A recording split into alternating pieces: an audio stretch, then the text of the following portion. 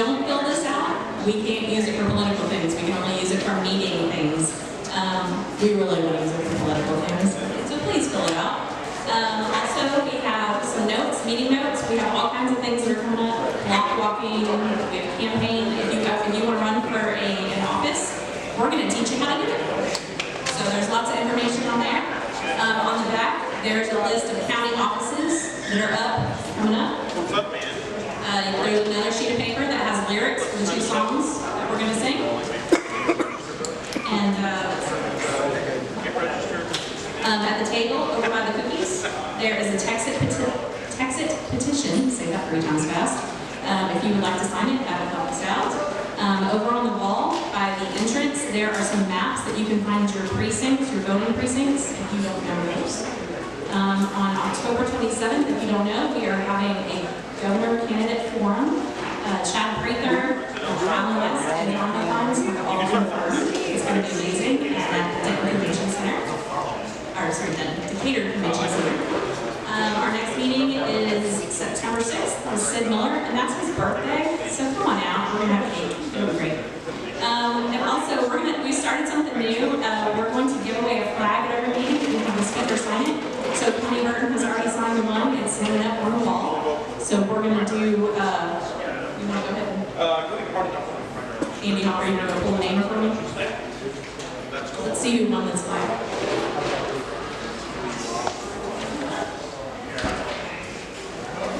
We'll let the pastor pick it.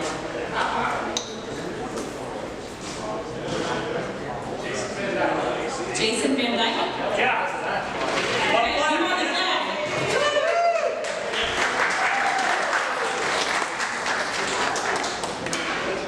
You can just take it off the wall. It's test tack up there.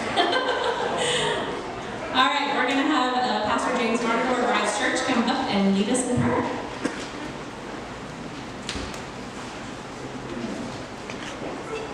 Well, good evening, everybody. If you wouldn't mind, please stand so we could pray. Real quick, everybody feeling good? Having a good day? Yes?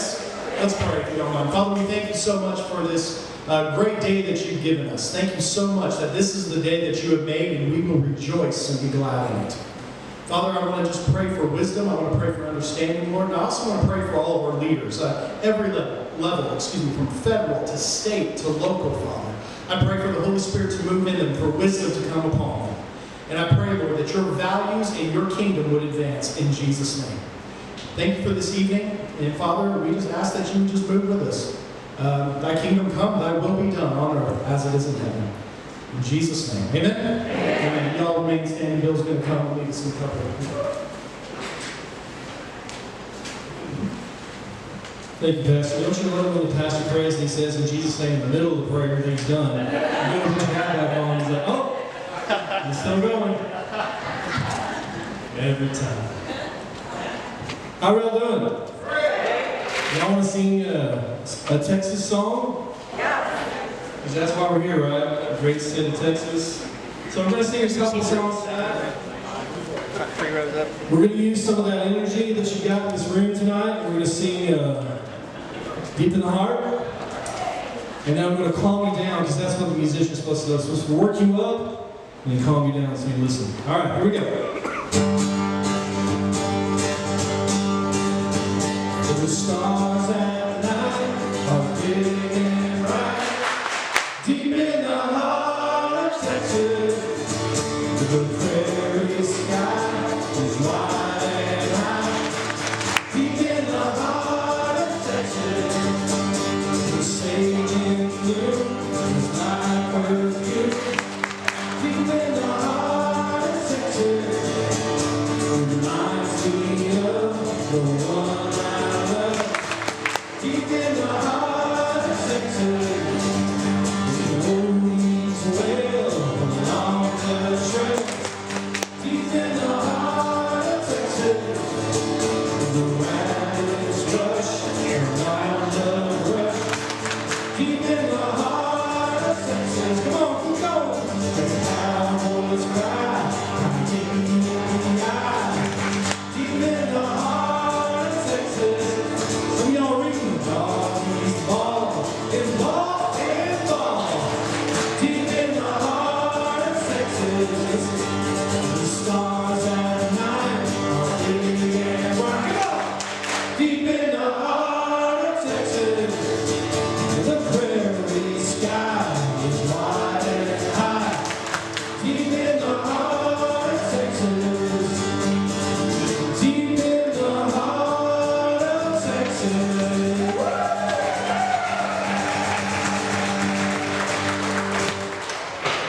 See, y'all think it's easy. Even y'all get confused on like, why are we singing about doggies balling out there? And y'all stop clapping because you're trying to read instead. All right, here we go. Let's bring it down a little bit. And let's sing to the one who created this great place, this great state, right? Oh Lord, my God, when I in awesome wonder consider all the worlds thy hand has made, I see the stars, I hear the rolling thunder, thy power throughout the universe display. Then sings my soul, my Savior God, to thee.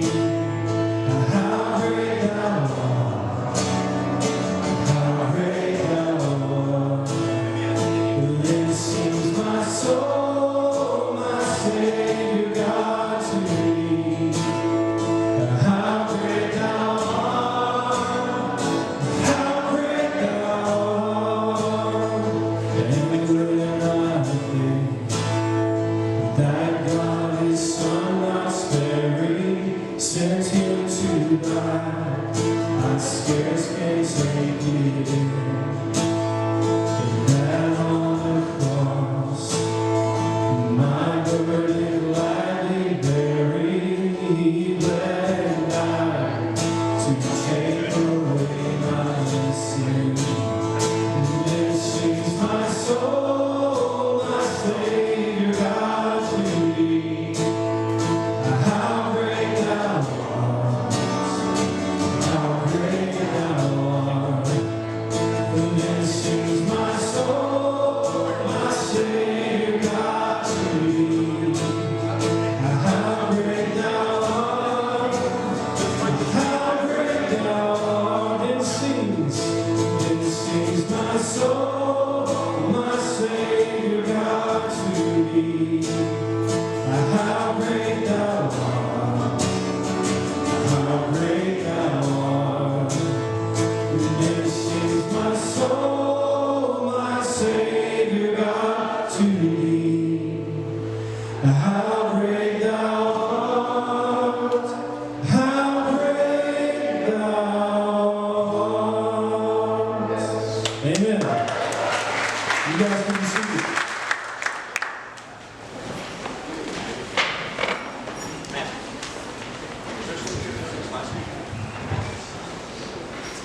Hey, y'all. Oh, great.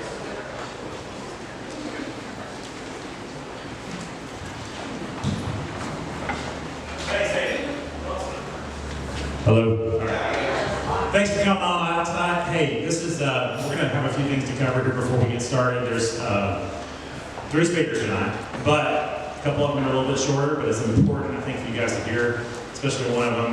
Mark Middleton came up here from Cook County. He is a patriot. He's going to talk about his Melon program. I'm super excited to hear what he has to say. I've heard what his story down in Harper County and then first in Cook County. It blew my pants off, and you have to hear what he has to say. So I'm ready to make the time for it, so glad he came. Thanks for coming, Mark. Okay, next slide. Okay, so one of the things I want to talk about is the fact that we actually went on a interesting little excursion a couple weeks ago in Block Walk County. Now, how many people know what block walking is? If you've ever run for office, if you've ever tried to get any sort of agenda where you have to get out in front of people from door to door, this is an absolutely excellent thing to do to try to get in front of people, to get them to understand that there is this conservative group that is in Wise County and that we are growing and we want them to be here as well. So many people are not on Facebook, and we met so many new people on this thing. How many people were there? How many people had a great time doing it? All right? So we're going to do it another time this summer. We're going to do 2 different events this summer. We did one 2 weeks ago. We're going to do another one on August 14th. So come on out. We had a great turnout. We had, 15 people, I think, that were out there walking door to door with us. We had lunch. There's a free lunch if you want to come out. So, hey, it was a blast. And what was really fun is when you knock on somebody's door and they're like, hey, I've been at your meet. That's really cool. So anyway, that's what we're going to do on August 14th. We also, this past week, have a member on our board who is actually one of the people that has a cabinet reunion. How many people even know what a reunion is? I just barely knew what it was. But anyways, it's like the Wise County Fair. It's all these families that have been here for 100 years, and it's kind of weird. They have these cabins, and you're supposed to kind of go around and meet all these people that own these cabins. Well, we knew somebody had one, and so we decked it out. The Wise Conservatives on the front had I mean, everybody came out with dessert, and then Don Huffine showed up, and he just met all these people, and it was absolutely excellent because people were able to interact with Don one-on-one, ask whatever questions. It was hot as snot, and it was a lot of fun. So here's some other things going on. We got a lot of things going on as we're getting into fall. September 11th, we are hosting a candidate class. Now this is actually put together by a guy named Nathan Macias. He's actually Luke Macias' dad, and they're making a special deal for us. So if you're a candidate and you want to run for office, and please think about it, prayerfully consider that, because we need people to run for office. This will facilitate that. It costs about $40 per candidate to participate in the class. They teach you everything from how to raise funds, how to block, how to get your word out. I am super excited to hear what they have to say about this. And so, anyways,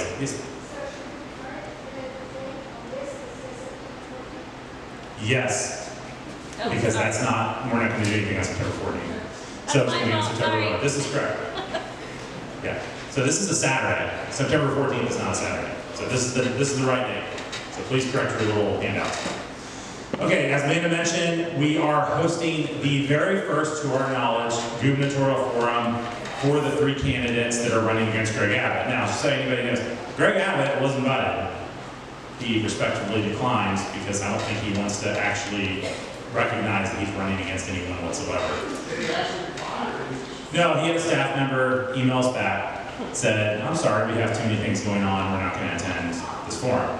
So it'll be Chad Breaker, Don Huffines, and Alan West, and they will be at our forum. So we'll see how this goes. This is going to be at the convention center. It's not going to be here at the Big White Barn. So the convention center holds about 500 people. We've already had about half that book tickets, and the tickets are free, just so you know.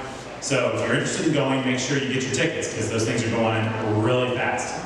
But anyhow, my understanding is that Colonel West is actually booked all the way out for the rest of the year, so this will probably be the first forum with all 3 of them. So I think this is going to be a super exciting thing for Wise County to be the very first forum for these 3 candidates.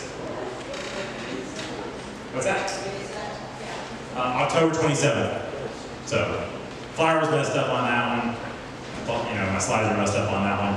Okay, so one other thing I want to mention. So over here in the back, we have a guy named Nate Lynn, and he is actually taking signatures for the petition for the Texas independence referendum on the primary ballot. And if anybody wants to know what's going on with that, what is the angle? Okay, so the angle isn't that it means anything if it's on the primary ballot. The angle is that we have the federal government breathing down our neck at this moment, passing things like H.R. 1, which will basically take over our elections, H.R. 5, which will basically redefine gender.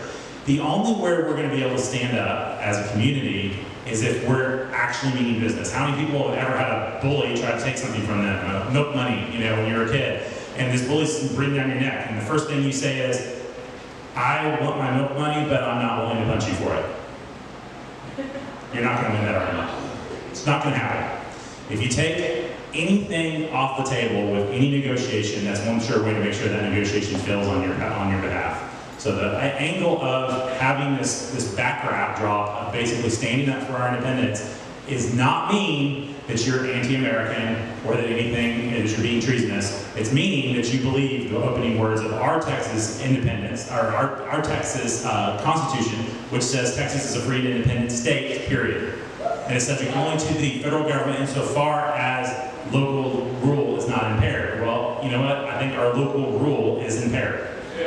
All right, so this is the angle here. So don't feel like you're a traitor or something like that by signing this petition. We'll put it on the primary ballot, and we'll only give a number to our legislators to say, hey, you know what? 75% of Republicans believe that we have and retain the right to leave the United States if things get bad enough. That's a really good thing to have in your back pocket. That number is very important, and people will take notice. And then when we turn around and say, you know what? You can't, the federal government cannot redistrict our districts without our approval. which is what they're trying to do. Or if I'm a candidate and I have a problem with election, I have to go to DC Circuit Court, which is part of HR 1. Or that auditing voter rolls is against the law, then we can say, no, we're not doing that in the state of Texas. And if you don't think we're serious, we conducted this poll, and 75% of Republicans or whatever are agreement that we're going to stand on our own if it comes to that. So that's what that petition is. It's going to be here every month until the primaries. The primary is probably going to be March through June of next year. We don't know exactly when. Okay. Special session started on July 8th, and basically nothing's going to happen because the Democrats left. But why did the Democrats leave? Was it because the Democrats are horrible people? Yes, they're horrible people, and they left. But do you think it might have been that they left because Dave Phelan let them leave on the last day of the first session? Didn't lock the door? You know, it's not like we can't lock the door. Speakers have been doing it for 100 years. They don't have to let them leave. There is a sergeant at arms. They can say, sir, you cannot leave that door. You are going to be in here until we vote. That is what has been done historically. That's why quorum busting has not been historically long, not been a problem in the long history of the state of Texas, and yet they were given permission to leave the first time, and now, as soon as they start discussing election reform, they're gone. They're not in, and there's no penalty, right? There's absolutely no penalty for them to be out. So, anyways, this is where we're at. It's a big sham, and we're in the middle of it, and we're probably gonna have another special session right after this, and they're probably not gonna participate. So we're gonna have to really think about the people that we put in power. Maybe putting Democratic chairs in front of committees like education isn't the best idea to try to motivate these Democrats to think that we have them over a barrel, because they know full well they have us over the barrel. So that's a special session. On your handout, there is a QR code. Please scan the one for Telegram, because we want everybody to have an alternate social media outlet that they can contact us with, because here's the thing. I don't know if you've noticed, you've probably not seen any of our stuff on Facebook. It's pretty dead. Facebook is pretty darn dead. So anyways, we need to have an alternative, because eventually they're just going to kick us off of that thing, and we need to have some backup method of communication. So, next slide. Okay. So, we are going to ask, are there any elected officials in the room that would like to introduce themselves? Okay, that's, hey, Melanie. Okay, Melanie Christian. School board, Decatur School Board. Yes. Are there any candidates that have announced or filed for candidacy for 2022?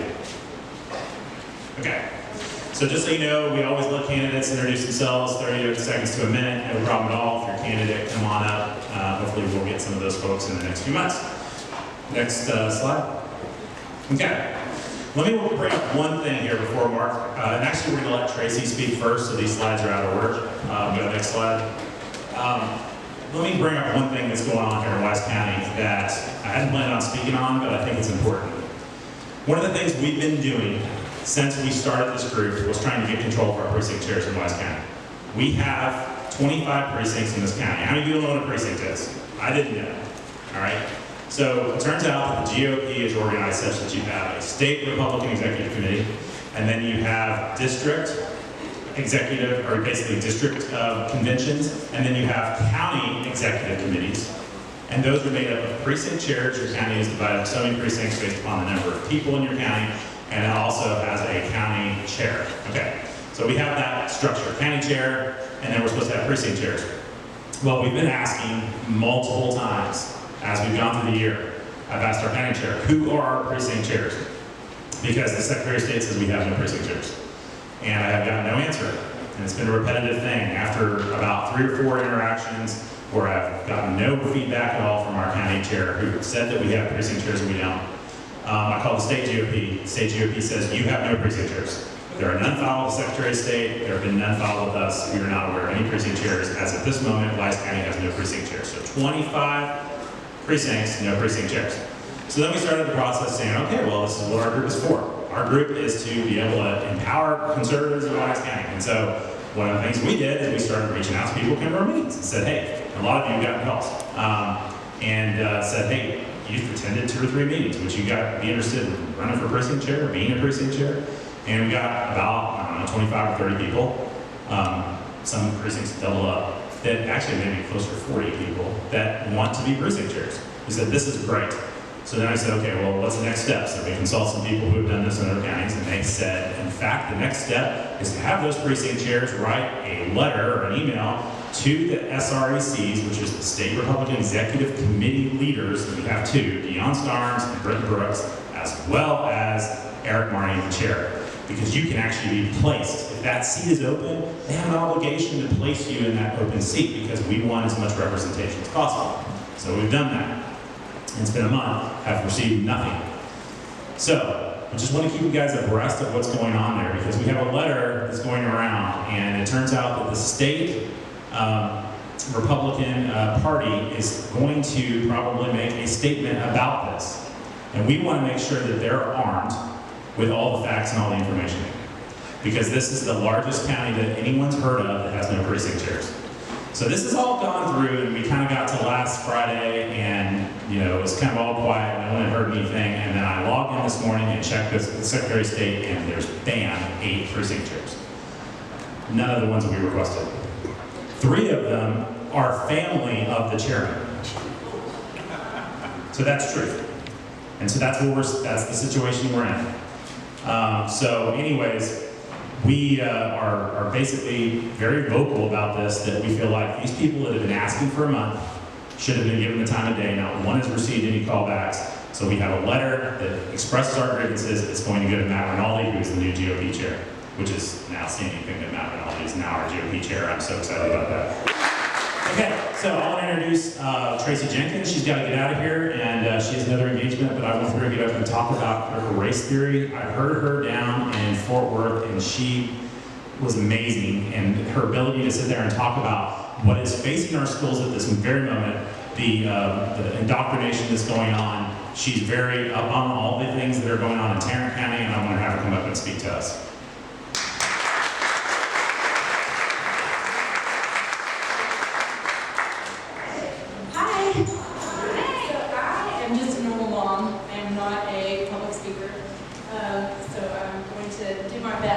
Just to let you guys know, first of all, I love the truth.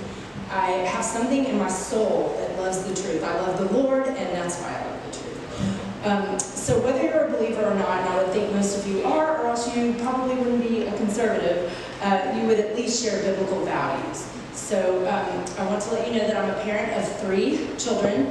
They don't go to Fort Worth ISD because the Fort Worth ISD does not share our values. So we pay insanely high property taxes and send our kids to private Christian school. But the kids that are being raised in Fort Worth ISD are clearly going to impact all of our lives. And when I found out what was going on as far as critical race theory was concerned, I had to get involved.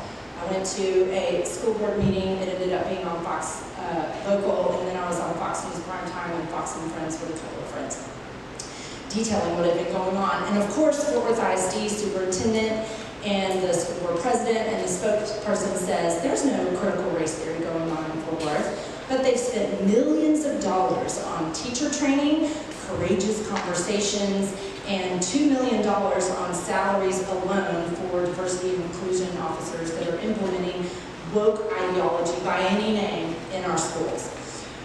Even the superintendent Scribner is caught on video talking about how important it is to teach it, but they'll pretend like they're not doing it. So what exactly is critical race theory? For all of you who are parents or grandparents or just citizens, this ideology is being woven throughout government. It's going to affect our lives, so it's just really important that we all know exactly what it is. Critical race theory, to put it simply, it is culturally accepted racism. So to go a little bit deeper, I'm going to give you some specific definitions that I thought were great. This one is from the Daily Caller. CRT holds that America is fundamentally racist, yet it teaches students to view every social interaction and person in terms of race. Its adherents pursue anti-racism through the end of merit and objective truth and through the adoption of race-based policies. So that sounds pretty racist to me. The Epic Times says CRT is an ideology rooted in Marxist class struggle, but with an emphasis on race, with the goal of dismantling all social institutions it deems inherently racist. So Marxist ideology, you all probably think that that's an economic system. Well, it's morphed. So now they've added race to their repertoire. One of my pastors at my church had a great definition. Critical race theory borrows capital, this is important, from the Christian tradition, co-opts biblical language and the Christian ethic. It untethers them from their biblical foundation and redefines them in order to manipulate and deceive people of goodwill to achieve political and cultural dominance. So when you know what the Bible says, you hear Christians speak and you're like, oh, that sounds good to me. Be on guard. We're going to talk about some of the manipulative language that they use. Just to let you know my definition, critical race theory divides people into one of two groups. You are either a victim or a victimizer, an oppressor or an oppressed, all based on race. Your character and behavior are totally irrelevant, and I like to tell people what Dennis Prager says. Race is as irrelevant as shoe size. It does not matter. Critical race theory discriminates against one race to benefit politically favored races, whatever that may be at the time. This is also very similar to social justice, which is no justice at all. So let's talk about social justice. Social justice is not biblical justice. Biblical justice is getting what you deserve without favoritism. Social justice is getting what you don't deserve because you're politically favored. There is a very, very big difference. You hear the word justice, again, they co-opt that language. Everybody wants justice. We have to start getting them to define terms.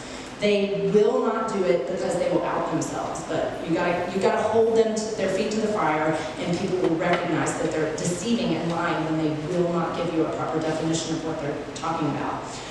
CRT pretends to be fighting racism, but it's really a doctrine of hate. Adults who use the psychology of race to shame innocent children are evil and must be opposed. That's why we're standing up against this. Look at how nebulous these terms are. It sounds great, it sounds right, and they're manipulating small children to pit them against each other. They're making white children feel like they're oppressors and victimizers, and then they make all the people of color feel like they're perpetual victims. It's pitting children against children, and it's just wicked. So anyway, let's talk about how they deceive so many good people. There are so many good people that are buying into this. In fact, the reason I have to bolt so quickly is it's in my church. There's probably a 60-40 split in my amazing biblical church. It's everywhere. And we are meeting with our senior pastor and elders tomorrow to address it. It has got to be addressed from the pulpit. If it isn't, we're going to have more people deceived inside the church. And if that happens, I just don't know what's going to happen in our country. So how did they deceive so many good people? They've taken, we allowed them to take over academia, media, we've allowed them to take over the law, positions in government. That's why y'all are all here. We have got to start replacing all of these bad apples. If we don't, the next generation, they're already snowed. Most of them are snowed. We've got to take these things back. So two examples of definitions that sound really good but aren't good, and I want you to know what they are. Y'all keep hearing about offices of equity, right? People, equity, that sounds great. So there's a very big difference between equity and equality. Equity is just sugar-coated socialism. It is forced equal outcomes. Instead of equality, which seeks to provide equal opportunity, equity just means redistribution. So equality seeks to provide equal protection under the law. Equality says you can't discriminate. Equity says you must discriminate. Okay? Big difference. Another thing that sounds good, your kids are going to hear, we need you to be an anti-racist. Everybody wants to be anti-racism, right? Well, what is anti-racist? So one can only be an anti-racist by noticing racism all the time. In every person, in every situation, even when it's not readily apparent, i.e. microaggressions, and they must call it out. And as a white person, you either agree with this theory or you are not recognizing your own racism. You better check your white privilege. It's ridiculous. So the accusation of racism is what paralyzes so many people from standing against this. We're scared. We're scared. Nobody wants to be called racist. That's one of the worst pejoratives out there. But now, even math is racist. So I think people are starting to wake up to it. Our poor kids are being subjected to this twisted ideology by all these authority figures in their lives, and especially in the schools. Ibram X. Kendi is a huge anti-racist proponent. They're all reading his book and Robin DiAngelo. But Ibram X. Kendi said, the only remedy to past discrimination is present discrimination. Let that sink in. He also proposes that the federal government silence all speech that isn't anti-racist and veto or nullify any law in the federal government that he deems not anti-racist. Think about that. They want the power to suppress speech and invalidate laws, okay? So the big lie, the claim that America is systemically racist. Has anyone in here ever heard of Heather McDonald? She's a senior fellow at the Manhattan Institute. She's amazing. I will send these speech notes to Andy, and he can send them out to you guys where you can dive deeper. But there is proof after proof after proof that we are not a systemically racist nation. Thomas Sowell, so it's all going to be in what is sent out to you.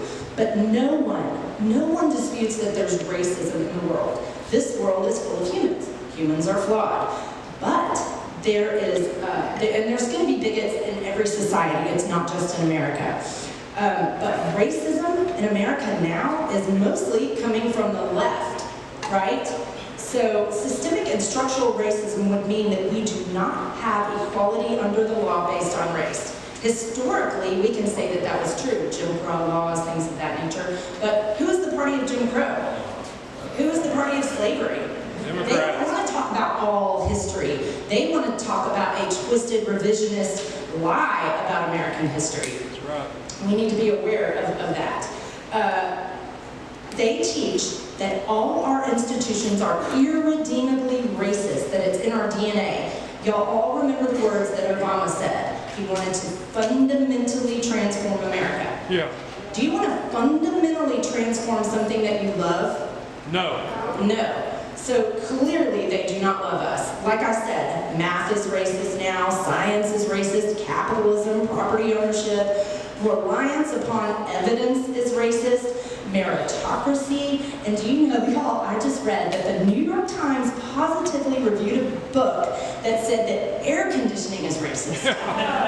Air conditioning is now racist, okay? So get ready, because I think the next real hysteria, the next tyranny is going to be radical environmentalism. They want to control your thermostat because it's racist. Any disparities in outcome, they're going to attribute that to racism.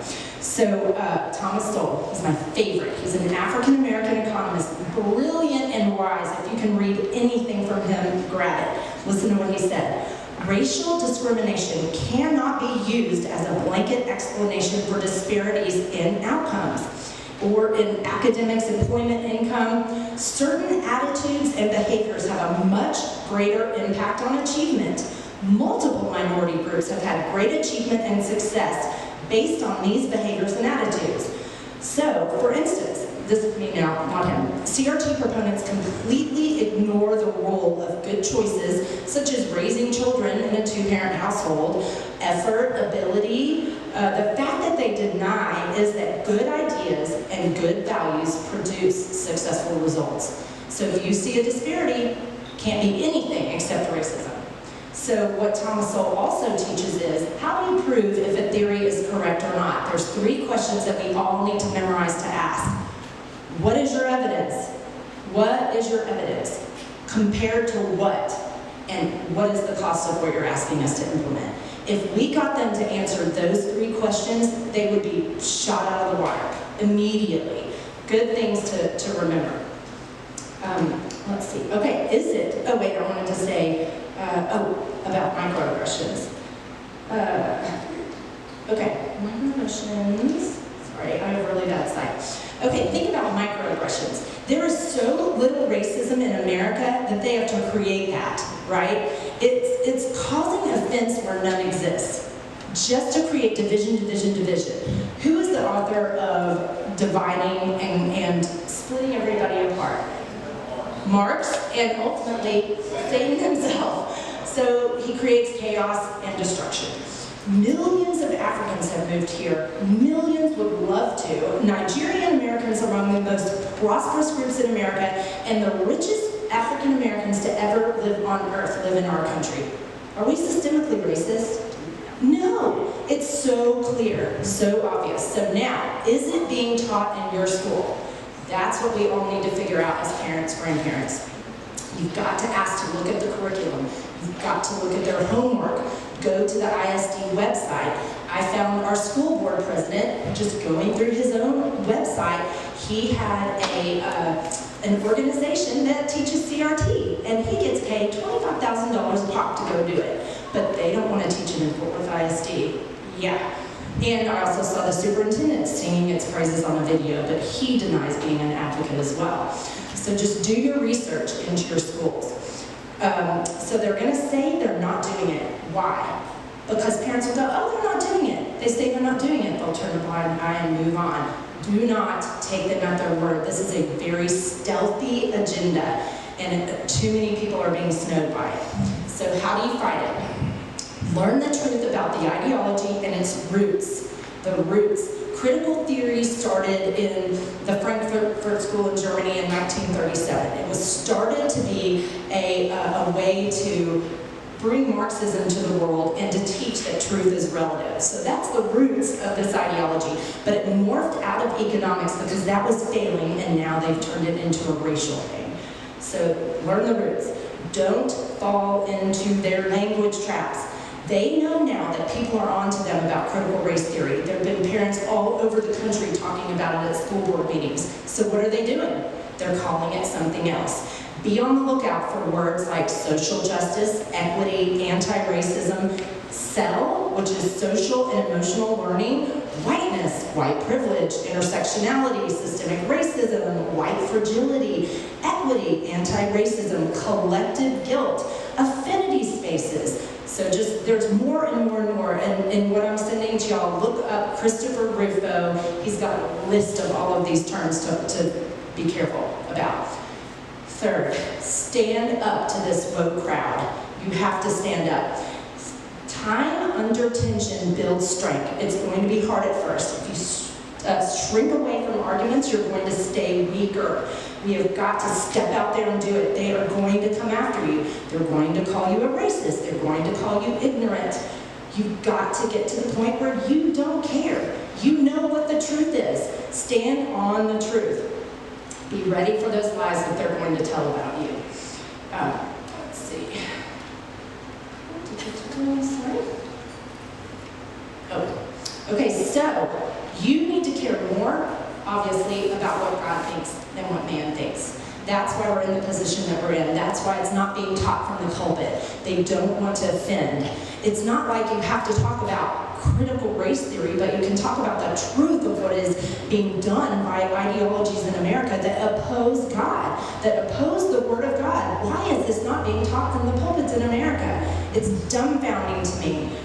Anyway, this battle of ideologies, this clash of diametrically opposed belief systems will have a winner. And that winner will be the dominant influencer and will be in positions of power all across America. We're already seeing it. We are losing. And as history has proven, all ideas divorced from biblical morality, like this new variation of a tired ancient philosophy, will end in chaos, destruction, tyranny, and eventually mass murder. If we don't put a stop to it, that's what's going to happen. Right. It's that important, it's that big of a deal. So don't wait for the cavalry to save your country and your kids. This deception is taking over. The cavalry is you. I felt like really frustrated with the church Big C and my church Little C.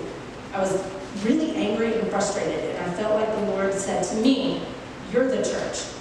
You're the church. And I thought, okay, that's it. We are the church. If they're not going to do it, we need to. So I hope that this helps. If you all have any questions.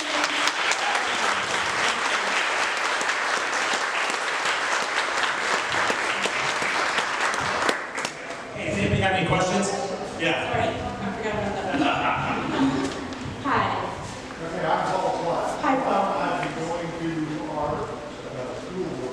Good. We don't have kids in our tax. And you're a taxpayer and you have every right to be there. And we care about kids. I mean, we care about the future, what they think, and what to learn. And how do we know if they're teaching? I would get on their website and look for those trigger words, those warning words. Go, when I send this out, this email, I've got it at the end of this, but Christopher Rufo has this whole sheet. And this,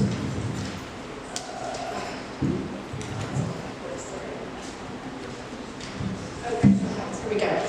It is called Critical Race Theory Briefing Book by Christopher Rufo. It's unbelievable. If you just look over that, there's a bunch of ideas about how to see. Yes, I'm going to send this, yes, to Andy. Also, everybody in here, I don't know if you've listened to this podcast called Biblical Justice versus Social Justice. It was, the moderator was Owen Strachan, and the questionees were Charlie Kirk, Eric Metaxas, and Bodie Bachman. Unbelievable. If you listen to that, you will have a master class in what's going on, which will help you to recognize it in the school. Ask parents to look at their homework, ask kids questions. They're going to, a lot of parents found out because of all these Zoom calls. God used something really wicked and exposed something that was being hidden from parents. Oh yeah, ours said that too. And you know what's funny? When they said that, we had 100 people show up at the last meeting. So if it's not there, why do you have a room divided with people saying, get it out of our schools, and other people saying how important it is for it to stay in our schools? It's not there? Really? I mean, it's you have to have a cognitive dissonance to believe the lies that they tell. Yes?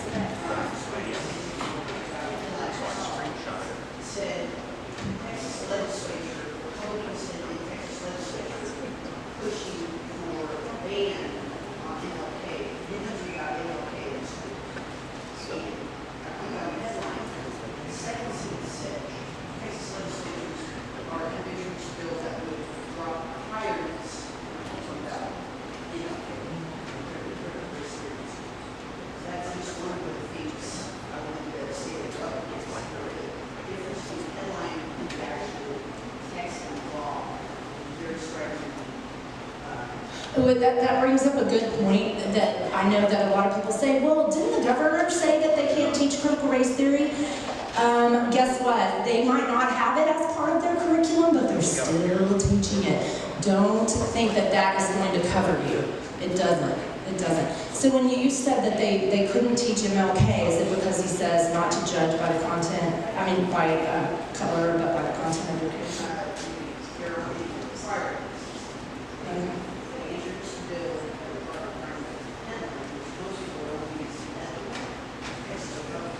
Yeah, they're trying to make it seem like we're racist. After we had the meeting, you should have seen the biased reporting from all the local news channels. We wanted slavery never to be taught in schools. That's why we were there. We wanted to hide all the negative aspects of American history. Lie, lie, lie. We want the truth of American history told. They want to pretend like past sins are current sins. They have no evidence for it. We want to talk about how America has moved past slavery, thank God, to conservatives and the Republican Party, which was created to counter slavery and racism. They don't want that. It's all going to be twisted. Yes. Traci, I think it's also important that people understand that this comes from, both your national lobbying groups and teacher unions, and then it trickles down. And so, just this past session of the state legislature, you all know that we had a bill that banned taxpayer-funded lobbying. So these groups like the Texas Association of School Boards, Texas Association of Student Superintendents, they're the ones that are actively promoting these curriculums in our schools. And that's in just this session, that ban on taxpayer lobbying passed in part to cover municipalities, but they deliberately exempted the school lobbies from it. Which, think about it, for Republicans, this is absolute political suicide because we all know where this is leading. And so it's really, really important that if we get to another special session, which I think we're going to, that we get sponsors to put public schools back into the taxpayer-funded lobbying vein. Really, really critical, because they're using our own tax money to do this, into our kids. And believe me, no school district is immune, because most of these school districts follow those TASB or TACIT guidelines to the letter. Yes. And they co-opt the school board members, even if they're good people, and just indoctrinate them in this nonsense. The NEA is so evil, they really are. But honestly, the people in positions of power, conservatives in positions of power, obviously they're going to do what they need to do for us. But it's all of us getting up and speaking in mass, having conversations with your friends, with your teachers, with the school board, with city council, whoever. It is us rising up in mass that gets those positions of people in power who don't like conflict to do what the people want them to do. We can't sit on the sidelines anymore and wait for other people to do it for us. You just can't. I'm a school teacher, and what a lot of people don't understand is all of this stuff is written into our curriculum. It's written into our textbooks. And we're given those textbooks and we're told these are the textbooks you're to use. Now, unless you want to go beyond textbooks and create your own curriculum, go use these textbooks. It's in English, it's in history, it's in science, it's in all of these subjects. English literature is one of the worst areas for these types of values and ideas to be taught to our high school kids. And they are eating it up. And that is why I have my kids out of the state school, honestly. If that's going to be what you have to teach, if you, like Dennis Prager always says, if you don't want to play Russian roulette with your kids' values, if you don't want them to hate America, hate the values you've raised them with, to turn away from their faith, pull them out. If you can do something as a teacher, I read something, I think it was yesterday. Did you hear about the 1776 project? And there's a couple of things out there, free resources for teachers to teach that curriculum. Teachers can teach without notice. I don't use textbooks. Good. I'm a teacher. Good. But, Thank you. Thank you. however, a lot of people Thank you. We need good teachers. We need godly teachers. You know, it's a scary time. many of those schools in Arizona have gone beyond textbooks. They don't use textbooks. Period. End of story. And it's in a lot of the smaller communities because there's a large, more population. You know what though? Since the governor did say we're not allowed to teach it, it cannot be in the or there's a law, I believe, it cannot be in the curriculum. I would take that to your principal and say, there's a law, I can't teach It this. doesn't say we're not allowed to teach it. It says we can't force teachers to teach it. Oh, okay, well you can say, I can't teach this, and you know, you can't force me to teach this, I'm going to teach this, and let your other, your colleagues know, your like-minded colleagues know. Okay, sorry, I know it's an uphill battle, but it's a worthy fight. We are all here for such a time as this. We're all here right now, don't let it overwhelm you.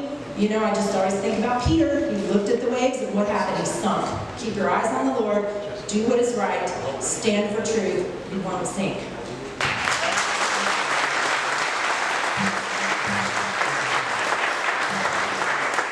Okay, y'all, Mark, go ahead and come up here, and I want to introduce Mark.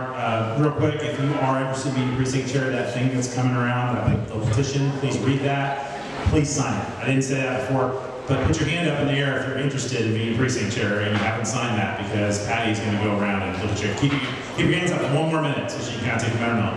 Just at least flag her down. Okay, so Mark Middleton here from Cook County, he's the precinct chair, and he's going to give us a story of his experience of going to the Capitol on January 6th.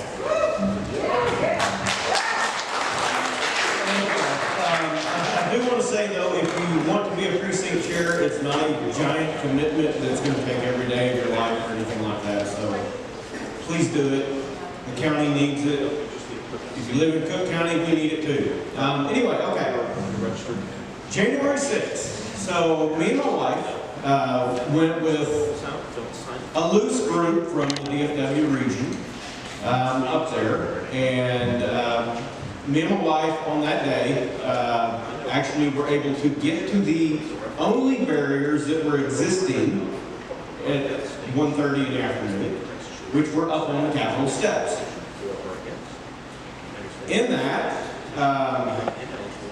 or from that, I'll go back to that a little bit, but from that, April 21st, me and her were arrested by the FBI. We were number 400 and number 420 and number 421 arrested. So far, at least as of Friday, there's 599 that's been arrested. Every one of us, the way they're doing it, it is a mandate from Washington that they do it like this. I left home about 7:45 in the morning, and I live out on a farm up in Cook County, and as soon as I turned out onto the county road, here comes a big MRAP, which is basically a wheeled assault vehicle, coming down the lane, a bunch of black Suburbans all around it and behind it with guys hanging off of it with M4s. A bunch of black Suburbans came up behind me. Same way. Guys hanging all over them with M4s, ready to rock and roll. They called me out of the car for something to apply, and as I'm walking towards the two FBI officers that were yelling at me to come to them, they flash grenade me from behind. I turned around and looked at them, and I to the MRAP, and I go, seriously? And I look back at these guys, and I said, why did they do that? Because Washington said we have to. Wow. Every one of us, there's at least one flash grenade per person that's arrested. So my wife, I talked them into calling my wife because she was still at the house getting ready. Talked them into calling her. They called her. She came out. And they flash grenaded her as well. We both gave them our phones outside of the house. The search warrant only said they could search the property until they found our cell phones. That's all they were after. They never showed us a search warrant. They went in the house. They went in the house, they went in our rent house next door that's on the same farm. They went in, we have a disabled veteran that lives on our property in an RV. They went in his place. Praise God he wasn't. They searched the whole property. They took some other stuff, some of our trunk gear. They took her wedding ring. They took our jackets, and then they left. Search warrant sitting there on the island of the house clearly states that they are only after our cell phones. So anyway, they carted us off to Collin County. We get to Collin County. All of the jailers there were apologizing to us. They put us each in isolation cells on the medical ward at each end of it, though, so we were separated the whole time. Next morning, they take us to Plano, to the courthouse there, the federal courthouse. We get arraigned. All of the federal marshals there were apologizing to us. One of them even told my wife at the end of the month, the end of April, he was retiring because he spent 20 years in the military and almost 10 years doing this, and he can no longer tolerate what's going on. So anyway, fast forward to where we're at now. We've had a number of Zoom court dates in Washington, D.C. And we finally started getting some discovery evidence from the feds. It shows me and my wife doing exactly what we claimed we were doing. Here's the barrier, this podium right here. My back was to them about a foot away. Me and my wife were hugging and praying. Yet, we are considered terrorists. We are considered threats to national security. They have revoked my pilot's license. Totally revoked it, not just suspended it while we go through this. We're revoked. We're on the secret no-fly list. There's a published one and a secret one. We're on the secret one. So the whole thing is costing us around $100,000. So fortunately, we have some very good attorneys in Dallas. We were able to come up with $50,000 each, but we're still shy of $50,000. Both of us lost our jobs immediately. We were both marketers, so we were the face of the companies, and they got to talking to the media, and of course all the Twitter trolls and everything hounding them. They terminated both of us. We've gotten a number of death threats in the mail.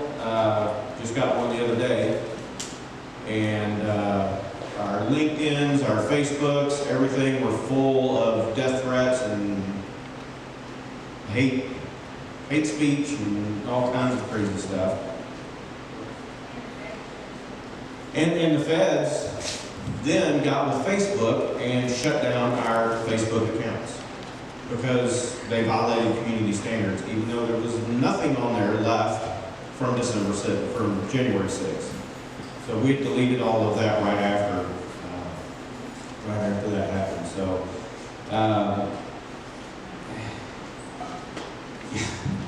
about a month ago, she, through her network, was able to get another job. It was a very good job. We were very excited for it. Unfortunately, it was down to Flower Mound, so it was quite a drive, but the pay was really good, backed up to where she was and all that. Everything was going to be fine. And Twitter trolls found out about it. Counted that company. That company suspended her for a few days while they reviewed the case. We actually had our lawyer send them a letter. She wrote a letter to them stating, you know, that her side had been working odd jobs, enough to pay the bills, praise God. And we've been just started going around speaking to groups like y'all to get the story out so that y'all know what's going on. Every one of the patriots that have been arrested so far have been arrested the same way me and her were. Treated like the worst of the drug felonies or murderers or whatever. And all we did was go up there to voice our free speech, to exercise our constitutional rights. So that's where we're at in America. That's what it's coming to, and that's this administration. Yes, ma'am.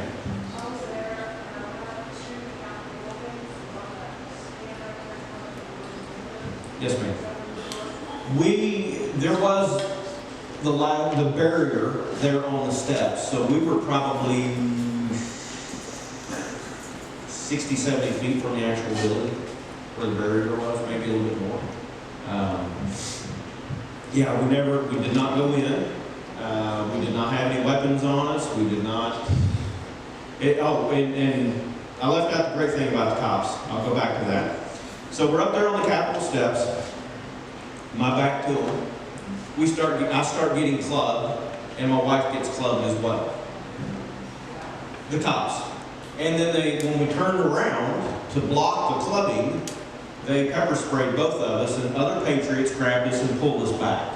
They tried to pull us up in the barricade. Yes, they grabbed her and tried to pull her over the barricades, and me and another guy grabbed her and pulled her out of their hands, and then they helped us get off and helped us get our eyes clear and all that sort of Now, stuff. one of our So- federal charges is assaulting a police officer. Yes, Because we protect ourselves. yes. So, let me go into the evidence a little bit. So we got to review the evidence. And what it shows is 2 DC Metro cops, not Capitol cops. The Capitol cops were all wearing black. Most of the Metro cops that were there also were all wearing black. These guys had the yellow jackets on.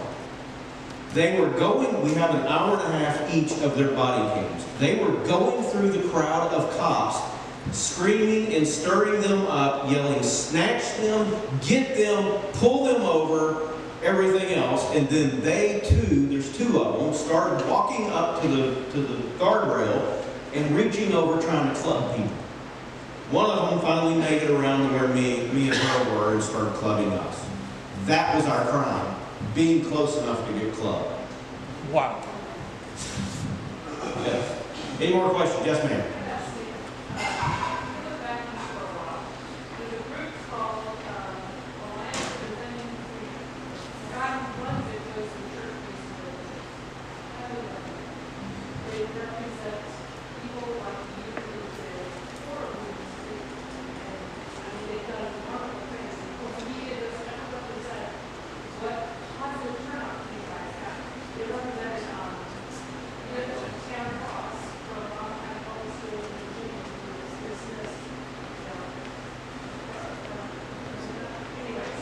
Lisa, is that one of them we tried?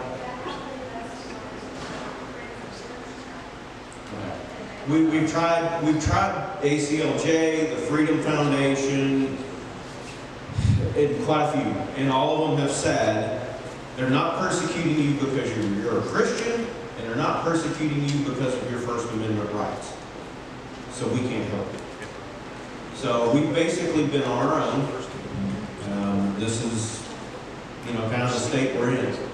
Trying to figure out how to pay for all of this. Yes, ma'am.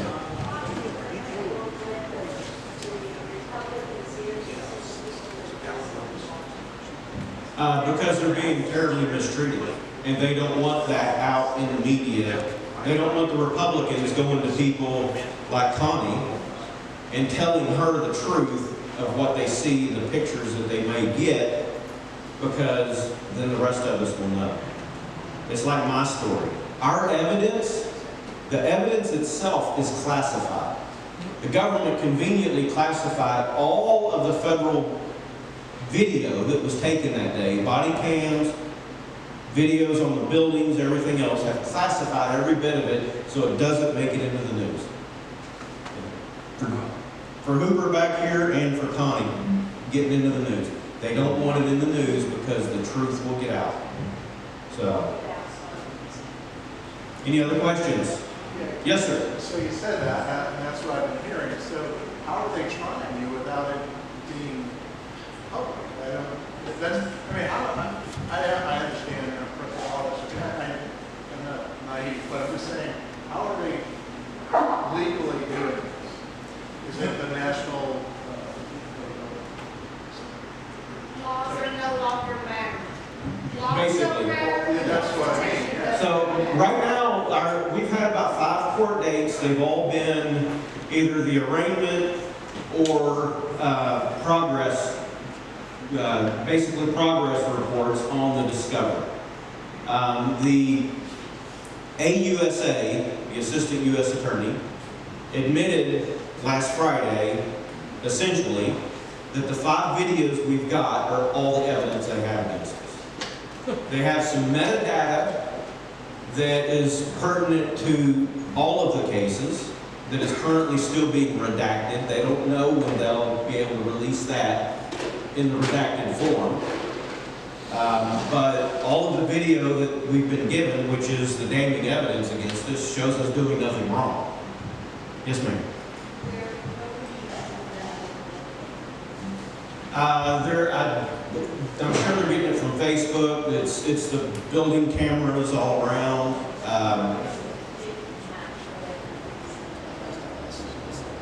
And Facebook probably gave it to us, I'm sure. It's Facebook's. Yes.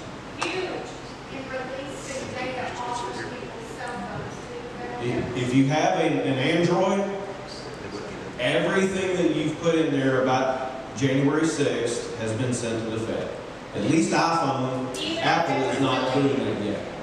Even if it's deleted. Yep. So in the meantime, BLM and Antifa are showing They get to do what they want. They're an approved group. Yes, ma'am. Don't talk to them.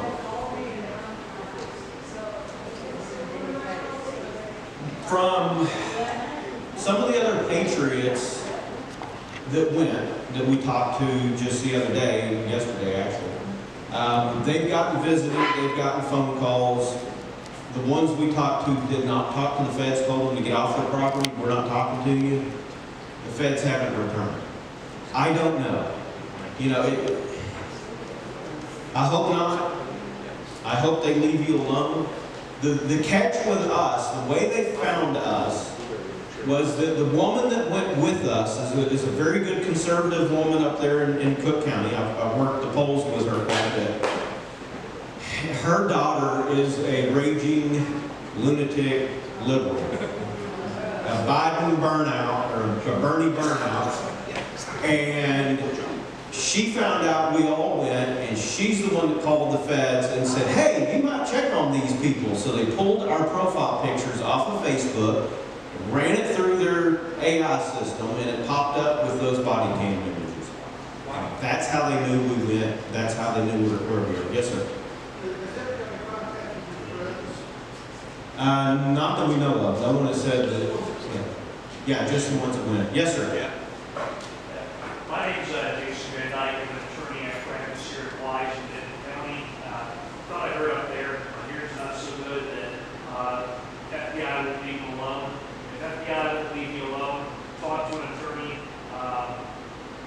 Friday after the meeting, I call someone in your area, anyone, any attorney that's worth a day, I'll send them back. Good. Unfortunately, the FBI never contacted us. I asked them specifically while they were putting me in shackles and handcuffs. I said, guys, why don't y'all just call me? We can't. Washington said we have to do it like this. So you don't check my record, you know there's nothing on, there's not even a traffic ticket been on my record in 6 years. We know. We know. Intimidation. Yes, that's exactly what it is. That is exactly what it is. Yes, ma'am. So have you gotten an actual trial court date yet? Not yet. We have another progress meeting on September 28th. We don't know. Eventually. They're going to drop charges eventually, but they're ruining us, which is what they've already done, and they're trying to drain us as much as possible because they know how much these lawyers are costing. Yes, sir.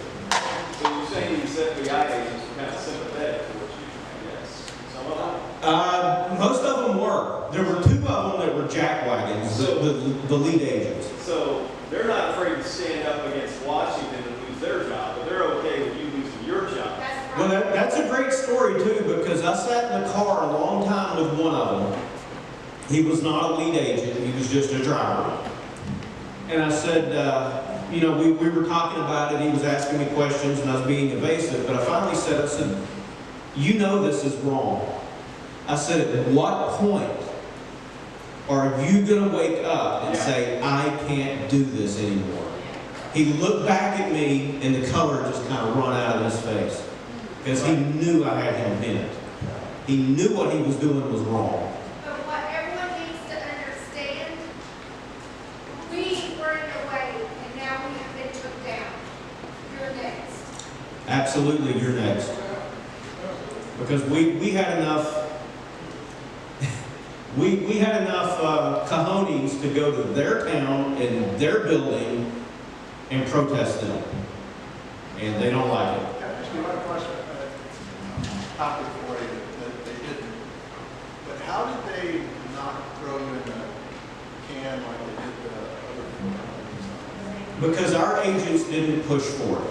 We actually are released on our own recognizance. No bail, no nothing. These are the charges against you. The judge asked, do you understand them? Yes, Your Honor. Have a great day. There are 55 that have went to jail sitting there waiting it out. Yeah. Out of those 55, almost every single one of them got a weapons charge on them. I couldn't figure out how that can happen. DC does not allow it. Was their flags. Oh, their flags. Yeah. Yeah. That's exactly what it is. Yeah, they're flagpole. Umbrella, anything. One of them was a guy had a little portable stool he was carrying, and that was his weapon. So, anyway, very humbling to ask, but we are open to donations. We're trying to raise another 50 grand by the end of October, and So you've got some accounts. We're going to send those out. yes, Telegram, email, keep this on download, we don't need Facebook. yeah. So Telegram, email, make sure you're on our emailing list, you're on Telegram, we'll get you all the contact information. We're going to get Mark. Because, you know, the thing about this is, like he said, he's just first. This is meaningless and baseless. We can happen to him, it can happen to all of us. It will happen to all of us. So, And I was there, and it was the most peaceful, patriotic thing you could ever imagine. Absolutely, it was until those cops started clubbing people across there. Yep. So, Andy, thank you, sir.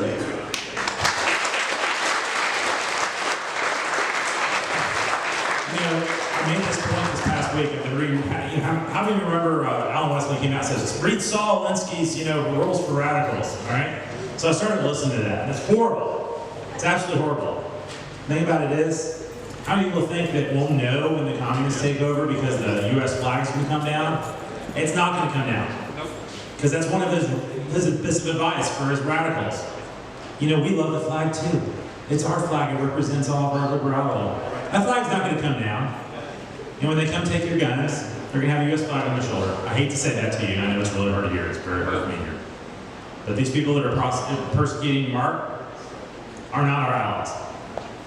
And the fact that they are so cowardly is to not stand up and say, hey, listen, I have a pension, I don't want to give that up, so I'm going to go ahead and persecute a man and ruin him because now I need to take care of my family. You know what? I have some things to say about that. Anyways, Konni Burton, sorry but I think this is good, and I'm really glad you heard Mark. Konni Burton is the CEO of the Texan.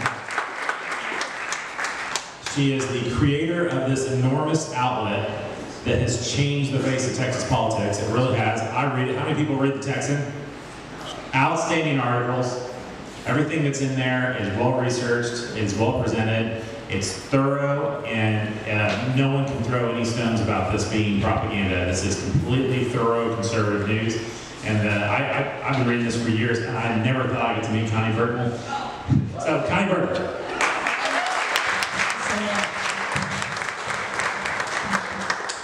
First and foremost, props to the best IT department in the state.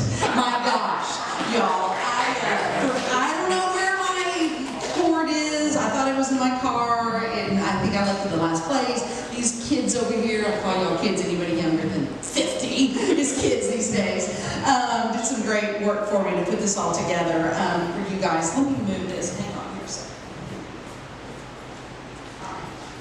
All right, so first and foremost, who thinks we have a little bit of a media crisis here in the state and the country? Please raise your hand.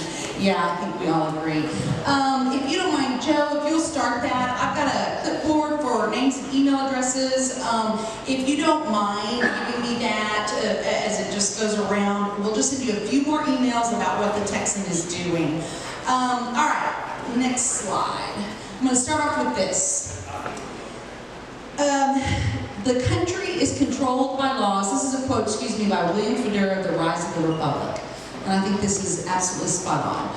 The country is controlled by laws. Laws are controlled by politicians. Politicians are controlled by voters. Voters are controlled by public opinion. Public opinion is controlled by the media and education. So whoever controls media and education controls the country. And I think this is absolutely spot on, and was so interested to hear Traci, is that her, Traci? Because I just wanted to get up and say amen, because I know how much of this is going on in our schools too. But that was education's for another day, or for her. What we're going to talk about today is the media and who controls the media.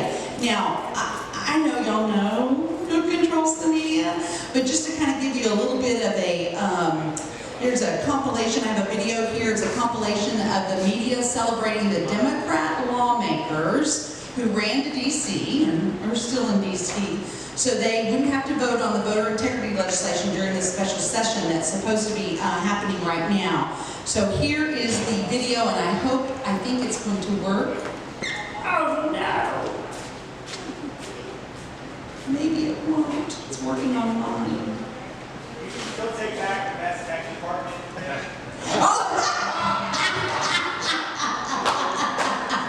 Trust me, y'all, they did they stood on their one leg and held their ear and to make that work. It is a video compilation of the national media.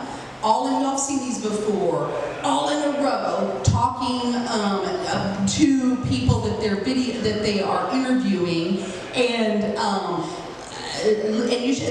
what they are saying, and the words that they're using, and the phrases that they are using are absolutely and unbelievably amazing. And well, like I said, it probably wouldn't be to you all. They're using such language as, hang on here a second. Fighting, they're talking about the Democrats, fighting, right? They're saying you're fighting for voting rights. They're using phrases such as controversial voting law, voting restrictions bill. If y'all read any media about this, it's always about voter restriction laws, right? It's not voter integrity or even reform. Why couldn't they even use the language such as media reform? But they're not, excuse me, media, voter reform. New restrictions is another phrase that they're using. Limit the way people can vote. Restricted voting rights bills, voter suppression efforts, and then they talk about how much Democrats are sacrificing. So this is the way that it's been put out toward the people in the country, because these are national media outlets, right? And so this is the way. It's all right, guys. That's all right. We can go to the next. If you can get back to that, yeah, we can just go on to the next screen. So basically, what that video shows you is how the country is, how this is being portrayed to the country, this voter right reform legislation that the Republicans are working on, and why the Democrats are in D.C. Bless your hearts. All right, so unfortunately, Texas media is no different. They all claim, I mean, the media all claims they're unbiased, right? We're unbiased news outlet, and yet I want y'all to take a look at, if we can get there, we go. Thank y'all. Yeah, Texas media, okay. These tweets are by reporters with the largest legacy media outlets here in Texas. And when I use the phrase legacy media outlets, what I'm talking about are the Fort Worth Star-Telegram, the Houston Chronicle, the Austin American-Statesman, the San Antonio Express-News, the major Dallas Morning News, the major newspapers in the state. So this first one on the top left, this is Lisa Falkenberg. She's with the Houston Chronicle. And this is what her tweet says. This is her tweet. We, the Houston Chronicle editorial board, wanted to make sure Texas House members have the facts before they consider taking a machete to our voter rights. So we hand-delivered our series, The Big Lie, to members, all 150 of them. Do your part, Texans. Urge them to vote no. This is a writer at the Houston Chronicle who is also on the editorial board. She's tweeting this. Oh, but they're unbiased, right? Let's see, the next one is the one underneath that on the left. Again, Taylor Goldenstein. She's with the Houston Chronicle as well. Texas Republicans target critical race theory with bill to muzzle teachers on racism and sexism. Right? She doesn't say what critical race theory is. She says that the bill is muzzling teachers to speak on racism and sexism. It's exactly what I was saying earlier. The one on the top right, I don't know how to say her name. She's with the Texas Tribune. She puts out a tweet. Hello, I'm working on a story for the Texas Tribune on how a national paid family leave policy would impact and benefit Texans if passed. Talking about it. Nobody's talking about this, except she is now, right? The media is. I'm looking to hear from Texan parents about their experiences taking unpaid or paid, if their workplace allows it, time off. DMs are open, right? So she's going to write a story about how wonderful, we know how this is going to come out, it would be for to have a national paid family leave policy. Do you think she'll talk about the cost of that at all? Probably not.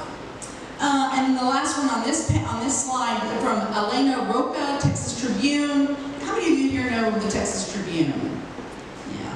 They're very, very, very influential in Austin, unfortunately. I gotta tell y'all. I was horrified when I went down to Austin as a senator to see how much this outlet affects how legislators vote. So this is all very important. She says, Elena Roca in this tweet says, a lack of medical training hasn't stopped Senator Bob Hall from promoting misleading and at times outright false info about the coronavirus pandemic. I want to tell you, Bob Hall is about the only one that has put out anything that is factual and truthful on this. And that was, I did click on it and read that article because I was so horrified by the headline, and it was nothing more than a salacious hit piece against Senator Bob Hall. It was horrible. Okay, next slide. Let's see, just some more from the outlets themselves, the Dallas Morning News. How has the coronavirus pandemic affected the climate? I mean, you can't make this stuff up, right? Texas Tribune, the Texas Senate just passed a divisive bill regarding critical race theory. But critical race theory isn't divisive? Anyway, they're basically questioning, Republicans on this. The San Antonio Express News, they just tweet out, the diversity committee was formed to create an inclusive workplace and culture at the San Antonio Express News. Because they're proud of it, right? We know what this means. I mean, we know that this is all the critical race theory in action, and this is an actual media outlet expressing it. Of course, they're going to get, the left is going to hail them as a great outlet because of this. Houston Chronicle reporter tweets about one of their articles that says at least 72% of A.G. Ken Paxton's voter fraud prosecutions target people of color. Okay. Anyway, you all get it. I mean, it's just what they try to pull out to make Republicans, as was stated earlier, racist about everything is really gets old. And there's more. Erica Greeter with the Houston Chronicle. Apparently, this is what she tweeted out when Abbott and, it was Trump as well. I think that's what Trump and Abbott and a lot of lawmakers went down to the border recently. She tweeted out, apparently Congressman Cawthorn, he's that new, young, he's in a wheelchair, congressman, he went as well. She said, apparently Congressman Cawthorn is tagging along for Greg Abbott's border play date. She called it a play date. Yeah.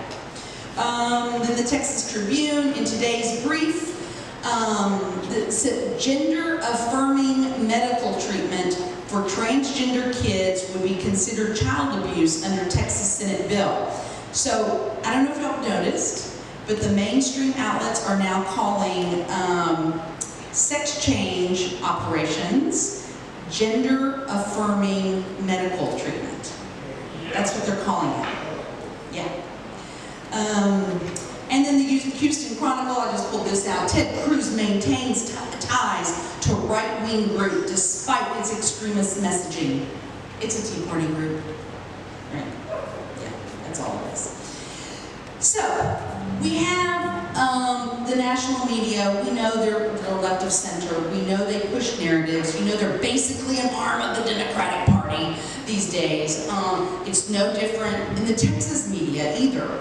And yet, if we only look at the Trump-Biden election alone here in Texas, while the outcome was obviously too close for our liking, Trump did win with 52% of the vote, which tells us that we still have roughly 52%, half of Texas, over half of Texas, who is right of center. I hope and pray that we have more than 52% that are right of center. Obviously, we have a lot more people in the state who don't vote, but just looking at that, we are more than half right of center. And even though the local papers will say they're unbiased, we know these media outlets like the Dallas Morning News, Fort Worth Star-Telegram, Houston, San Antonio Express News, all of those are all decided on left to center. So all of them are catering to liberal biases and using liberal narratives, and those of us who are right of center have not had an alternative to these mainstream media outlets and have been frustrated with our media sources. And it leaves a huge void in Texas. I mean, my husband and I used to sit around and like, why is a state as large as Texas, with as much of a population who is right of center, why do we not have an outlet that doesn't make us want to scream every time we, read it? And this is why we have, my husband and I started the Texan. Our URL is thetexan.news. On your chair, Joe thankfully passed these out for me. There's a little postcard in those envelopes, and you can read more about us. Our URL is on there as well, thetexan.news. So when you go tonight to take a look at us, please remember that.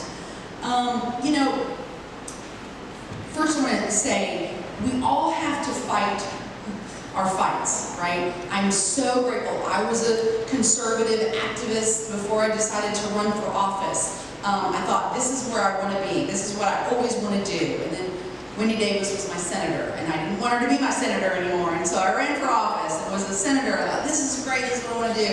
Then Beto came around, and we lost to Beto. You know, he, as many of you probably know, really took out a lot of great politicians, not counting myself here, but in Tarrant County, which was the last red urban county in the country. And the Beto election really did a lot of damage in Tarrant County. I don't know how many of you know, but he also did a lot of damage across the state. But in Houston, Harris County, I don't know if y'all know, but they took out, that election alone took out 59 Republican judges in Harris County alone. And so, I know, as somebody that was running an election, that, you know, all the media was freaking in love with Beto, right? Every article was about Beto, how great Beto was. I mean, you know, there's a lot of other circumstances as well, but I would venture to say that the election would not have been as bad for all of the candidates had that love affair between Beto and the media not been there. And so this is why, you know, we all need to continue, you need to continue doing what you're doing, Traci needs to continue doing what she's doing, we need to help people who are horribly, that story just made me sick to my stomach, what happened on January 6th to that gentleman. But what we don't have currently, or haven't had, we now exist for 2 years now, but what we haven't had in this fight in Texas is anybody taking it to the media. And I mean it a little differently, so kind of bear with me as I explain what the Texan is. So we're online only. We provide quality, original political news that is straight reporting. We don't push narratives, but we do publish stories that are not generally covered by legacy media outlets, or if they are, their perspective on that story is from a very left-wing perspective that pushes left-wing narratives. We're not woke with our language. So we're not going to refer to, or we don't refer to abortion as reproductive health care, which is how the media, that's what they use now. It's reproductive health care. Think about it. Think about how much sway the media has, and we know this. But it's why I believe we have trouble gaining people into right-of-center politics when they just hear all the time, you know, how racist we are, how bigoted we are, we're against reproductive health care. I mean, somebody young and hears that, yeah, why would they want to join a party where people are against reproductive health care? Because we're not against reproductive health care, right? We're against abortion. So we use that word, that's what it is. We use the term illegal alien because that's the term that law enforcement uses. We do not use gender-affirming care, which I just talked about.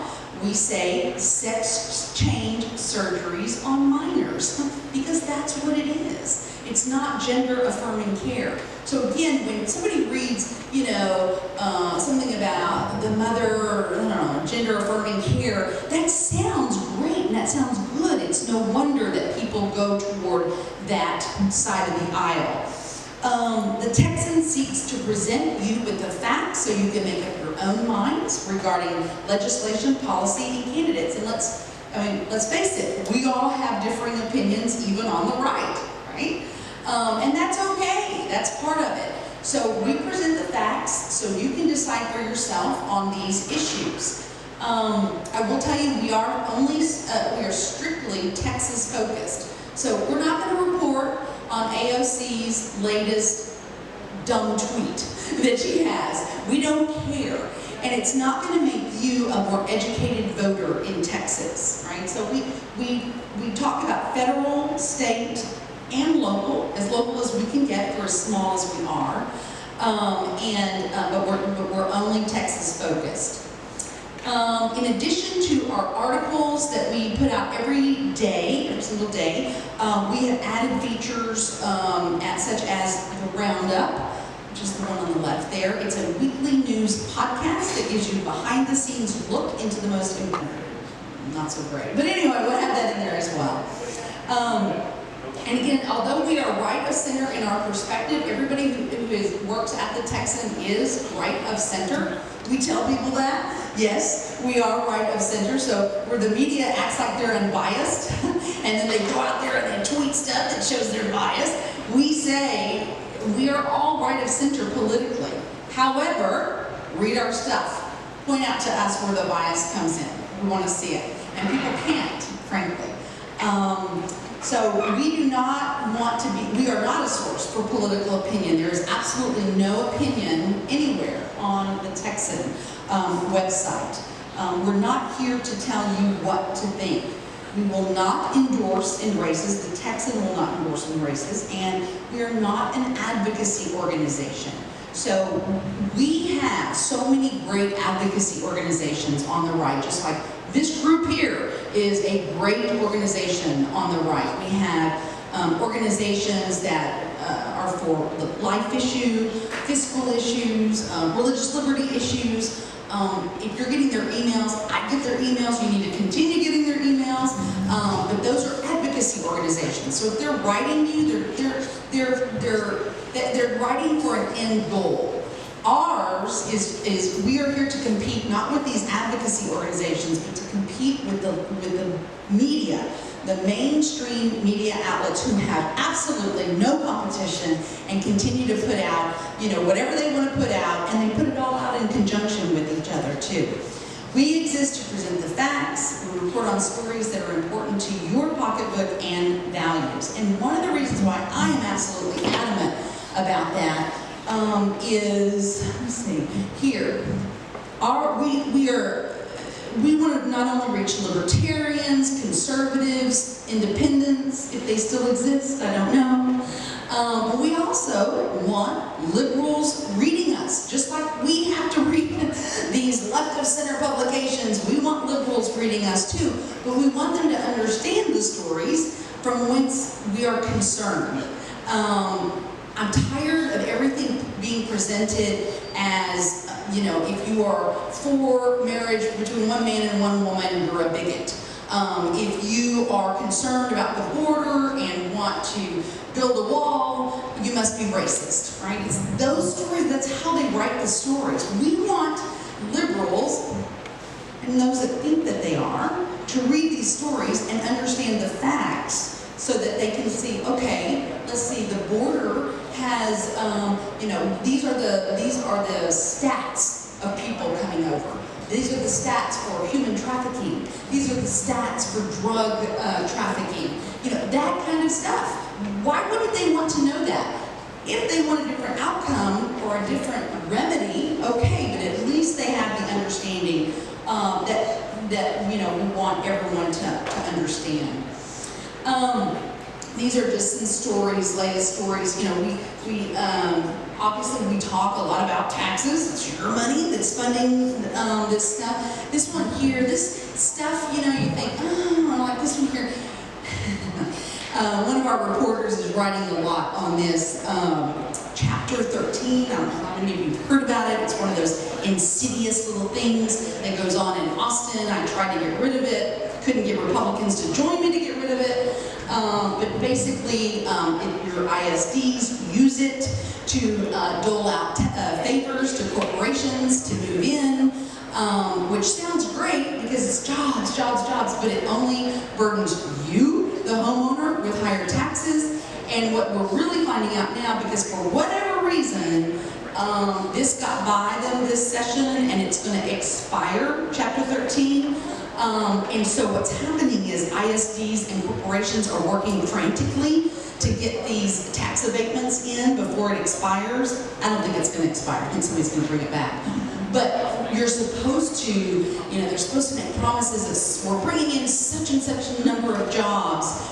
And what happens is the ISDs waive those kind of a lot of times. It's like, oh, it doesn't matter how many jobs. Well, that's really going on right now. So, like this one, 8 applicants promised 19 total jobs in tax abatement program. So, I mean, while it sounds like, oh, I don't know if I want to read this, you need to read it. Because this is what's going on. This is why your property taxes continue to go up. Oh, and by the way, a lot of them, for whatever reason, I don't really know why, are wind farms. Yeah. And then, of course, we talk, property tax relief bills, border crisis. Again, we talk about the statistics. What is that one? Border crisis continues with nearly 189,000 enforcement actions in June, Border Patrol reports. So we're giving out information. We're not saying, oh my God, we're all gonna, whatever. We don't report in that way. We just report the news so that you can read it and anybody can read it and just, realize the implications and then be, again, a more informed voter. Here's some more quick headlines to give you an idea of the content we publish. Texas Senate approves ban on puberty blockers, sex change surgeries for minors. This was an interesting one. Democratic Texas congressman urges Biden-Harris to visit border. Somebody needs to listen to our local communities. I bet that wasn't in too many of the other papers, right? Because it didn't fit the narrative that here's a Democrat on the border that's very concerned because of Biden's border policy right now. We're all over campaigns and writing about those. There's another one. South Texas federal judge blocks new applications for Obama-era DACA program. We're writing about that. Oh, and I love. One of the things that we're very committed to at the Texan is to remind people why we are Texans. And so we actually have a tab at the top of our homepage is history. And so we write on particularly our, the Texas Revolution, we write on all those dates. Remember the Alamo, remember Goliad. We honor those dates. I'm sure many of you here, I am too, and very concerned about all this revisionist history that they're trying to create. And so we're not trying to, again, we're just writing real history. And that one right there was Today in Texas History, the Angel of Goliad, Francita Alavez saves Texian soldiers from massacre. We just came out with one today that I was very surprised by. I don't have it up on my phone right now. But today we came up with another one. It was awesome. I didn't even know anything about this day in history. So we honor those days. And then here's when Centerville becomes 30th sanctuary city for the unborn in Texas. Now, if you're not reading the Texan, you probably didn't realize that Texas has now 30 sanctuary cities for the unborn. Now, they all what's happening is one gentleman in particular is going around Texas and convincing or talking to these city councils about passing these ordinances, and it's happening. And they all might be a little different. We explain what they mean, what the repercussions and those kinds of things are. So, also, I'm very, very proud of this. You all are, I'm sure, very familiar with the James Younger story. Just for those of you that are not, the 2 twin boys, mother and father were divorced. The mother claimed that one of the boys wanted to be a little girl since the age of 3. 2 years ago, right after we launched, this was bubbling up in Facebook groups. A lot of people were very understandably concerned about this. The father said the boy does not want to be a little girl. By the time it got to 2, and calling him by the girl name of Luna, and the father was horrified and wanted it to stop, but couldn't stop it. Finally took her to court. This happened in Dallas County. We were there from the first day in the courtroom. We were reporting every day, and Daniel Friend was so great. He just wrote articles on it, and we got a lot of comments back from people that said, you know, I really like this because I don't know the political persuasion of the person who is writing this.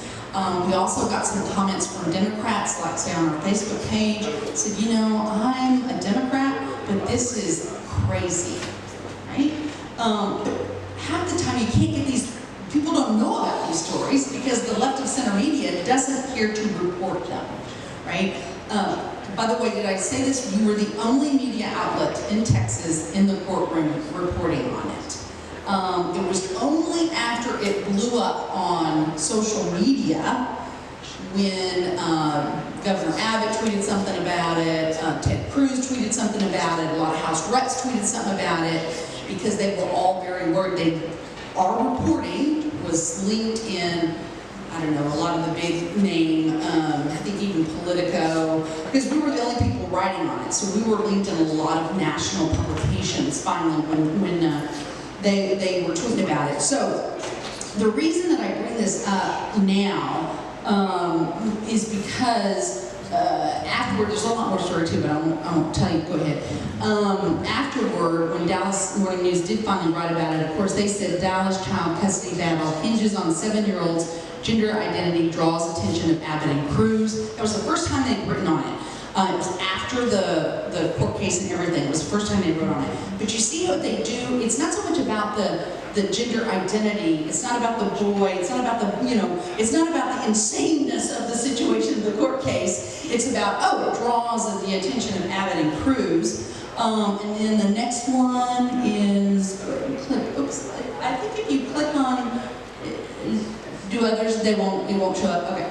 The Dallas Morning News said Dallas child, the same thing, oh no, sorry. Texas Tribune, top Texas Republicans order investigation into mother who supports child's gender transition, right? And then Forbes, headline, and again, nobody wrote on this until after these elected officials tweeted about it, because we were writing on it, and it got linked to some national publications. Forbes wrote, Texas is afraid of a 7-year-old transgender girl. That's their headline for the story, right? So, what I'm really proud that we were writing on it is because this is why we have so much legislation this past session about this now. And, you know, so much of the time I'll hear it, and I remember hearing this when I was in the Senate, why are y'all doing this? This isn't happening. This isn't really going on, from people on the left. It's like, yes, it is, you know, but they don't get their information. And they don't get the same information that we do, that we see people share on our Facebook accounts and Twitter. So at least it got out enough that people understand why it's written, being legislated against, but of course that doesn't really matter, but at least they're educated on it. Okay, if you, some things you can do for us, if you would please like us, and we're on Facebook, but we're also on Twitter and Instagram, so if you can like us on all those. We're also on Parler and MeWe, which is much like Facebook, I believe MeWe is. And then, you know, share our articles on social media. I will tell you, we are subscription-based. And the reason for that is because we have no advertisers and we have no big money donors. My husband and I are funding this operation just like anybody that starts their own business. We are putting our money, lots of money into this. Our office is in Austin, only a quarter of a mile from the Capitol. Our reporters, there's 4 of them there in the office that go right up to the Capitol and go to the press conferences. They've been up at the Capitol during this whole session. They have press passes. They're on the floor. They are reporting. They are talking to people. So it's, you know, we also have a couple of contract writers throughout the state. We're funding them because this is how much we believe in it. We don't want advertisers on there. We don't want to be beholden to advertisers. We don't want to be beholden to big money donors. We just want to be beholden to our subscribers. And I will tell you, it's a beautiful system because they cannot come after us, and they've tried. Right away when we announced on Twitter, as was mentioned several times, Twitter trolls, I mean, just because they knew I was right of center in my political beliefs and had followers from when I was in the Senate, they were all trying to figure out how to, you know, who are her advertisers. They would tag me in it. Who are her advertisers? They wanted to go after our advertisers to take us down. They hadn't read an article of ours yet, right? Then they were saying, well, who are the donors? Who are their donors? And we were telling them, well, our readers, our subscribers, but they don't know our subscribers because we're privately held. So it's a beautiful thing. We do, again, we have subscribers because we want to eventually get the subscribers to, you know, to fund this operation so that, you know, we can not always do it. So tonight when you're looking on the Texan.news, go and take a look at our subscription levels. I will tell you right now on your, if you feel like you want to tonight, you can fill out that little form and give it to me. What we do only for meetings that I go and talk to, we take, if you do an annual subscription, we take $9 off. Oops, no, go ahead. Y'all will take $9 off, and we also send you straight in the mail fake news stops here mug that you get. We only do that for people at meetings. So if you feel like doing that tonight, you can fill that form out and give it back to me. But other than that, what kind of questions do y'all have for me? And it doesn't have to be only about advertising. Yes, sir? I was wondering, are you going to have more podcasts? Because I'll tell you, say that again? More podcasts. Oh, yeah. Because I spend a lot of time on a computer. When I shut it down, I go outside. I don't Yeah. know what the computer is. So I get mine from like Lazy and stuff like that. Right. They don't do a lot of news. So I'm very interested in that. But I just don't have time. Right, I get it. So, two things. First, we only, you know, have the one podcast on Friday morning. So please listen to that podcast because you will be very informed if you do. I don't know that we have more plans for more podcasts right now. There's like 10 of us at the Texan to compare, although you would be amazed at the content level that we put out versus mainstream media content level. For instance, the Texas Tribune probably has close to 200, and we have 10 of us. But they are hardworking, young, conservative. But the other thing I was going to say is, in addition to our podcast, we've now added audio to our articles. So you can actually just listen to our articles as well. So if you open up an article, click on that little audio thing, we want to have a app so that you can get push notifications when an article comes out. You can just click on it and listen to it. So we're gonna add all these things. We want to be where you are so that you can get the news. I'm very aware of people not really wanting to read. I get it. That's why we added the audio and we have the one podcast. I'm sorry? I'd like to, but I can't. Got it. Yes, sir. So, first of all, I was attracted to Texas media. It's like dragging it just the facts, man, you got to nail it. Thank you. And another thing that I like is that the enforcement is much more premium, which is great. It's fantastic. Yes. You do a great job. So, I think you said that the Texas media was community. Is that something that you personally may do? Or? Yeah, so we kind of left, we had a big powwow when we first launched, you know, and you know, I'm very committed to fixing Texas. I want to stay very involved in that way, endorsing and those kinds of things. And so they, you know, I'm the owner, CEO, I'm not the editor, I'm not the writer, that's all them. So they said, yes, we'll let Konni be Konni, and that's why my Twitter is like it is, and even my Facebook page, which is Konni Burton TX. And so, yes, because it means too much to me for us to move forward and make Texas strong. And with that, one other thing too is that not only does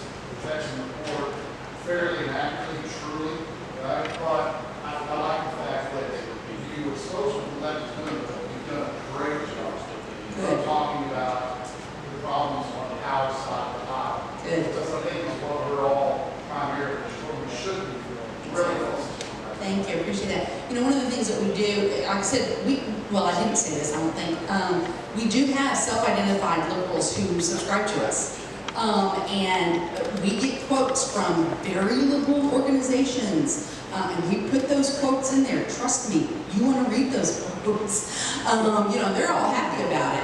And, you know, it'll be like these environmental groups, particularly, right? Yes, we want to achieve, what, no more, what am I trying to say, the oil and gas, you know, we don't want any more of that by the year whatever, you know, they want us to get rid of fossil fuels, that's what I'm trying to say. Right, you know, they will give us these quotes because this is what they believe. These are organizations that are at the Capitol going around talking to the Democrats trying to get them to get rid of fossil fuels. So yes, exactly, it's, we talk to left of center groups and legislators, and we put it in there. Yes, sir. I'm glad you're getting time on Congress. The fact that Matt Krause passed the bill for two hat people. Two hat people? Yeah, remember the mayor of Louisville, the chief president? Oh, yes. Armstrong was the president of my school board. He's also president. Yes. He's a vote on tax rate, and he's set the values. Yes. And I'm glad that you were understanding in that fashion because you were able to come in and join the background and already in Armstrong and Rudy and for the state. But on a local level, that's what we have to find. That's right. That's what we heard tonight. Thank you, I appreciate that. Yeah, the local level is, it's not sexy, it's not, you know, I don't know, as fun to listen to or watch as the federal level, but gosh, y'all, you've heard tonight, you know, how important the ISDs, the cities, the counties are. After this year of coronavirus, I mean, think about what the counties did in terms of your constitutional rights. Pretty bad. Yes, sir. So, on your Facebook page, what keeps the Texan from getting you to the Facebook page? I don't know. Are you so similar that they just kind of like that? I guess, I don't know, because we're very, you know, we're very worried about that. That's why we constantly, you know, go into these other social media outlets, even though, you know, they're not really doing very well. I don't know. And again, they're not, you know, if you'll look at the Texans Facebook page, it doesn't log any bombs. It just states what the article is about. And I guess that's why we get by. I will tell you another beautiful thing about, you know, us being subscription-based. You get your, every morning in your email inbox, kind of like the news, you used to come to your driveway. You get your news in your email inbox every morning. Well, if, and God forbid, if Facebook goes away for the Texan, because it is unfortunately very good for us, you know, I hate that, but it is. We will still be able to get to our readers, even if they take Facebook down, right? You still get your news every morning in your email inbox. And a lot of people, you know, just open it up on Facebook, for instance, you know, if they're a subscriber, you can open up the articles. But anyway, so yeah, we're constantly thinking about that. We've never even gotten any kind of a warning because I think it's just factual stuff. Are you on Rumble or any other? Not Rumble. Rumble's the video one, isn't it? I've said that to my IT gal. I said, you know, we really need to check that out. I think that's on her list of things to check out. So we're constantly looking at that. I appreciate it. Yes, ma'am. So I want your opinion. What do you think is going to happen in the state level? Do you think that something else to you, or What do I think about what? I'm so sorry. what do you think is going to happen on the state level in the Republican Party? Do you need a House seat, or what do you think is going to happen? And you're talking about the party, particularly the Republican Party. Well, I think we made a huge, wonderful first step by Matt Rinaldi being the chair. It's going to be fabulous. It's wonderful. If anybody is concerned,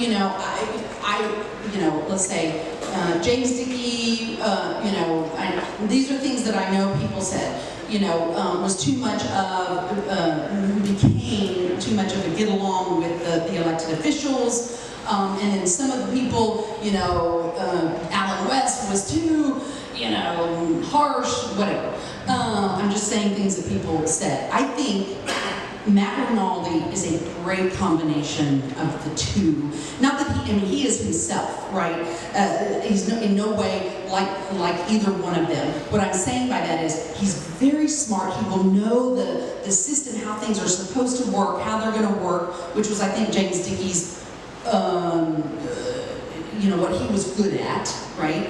And yet he'll say things too. If you notice his Twitter account, he will say things, but in a way maybe that isn't quite as bombastic as Alan West. People like that too. I'm not saying one way is better than the other, but I think Matt Rinaldi is going to be excellent in pushing the party in the correct direction for the grassroots, and yet maintain respectability by those that maybe didn't respect Alan West. And again, I'm not talking bad about anybody, it's just kind of my vision of it. So, but he's going to be great. Matt Rinaldi is wonderful. I'm really pleased with that. What are your opinions on Greg Abbott? I am so grateful we have 3 challengers to Greg Abbott.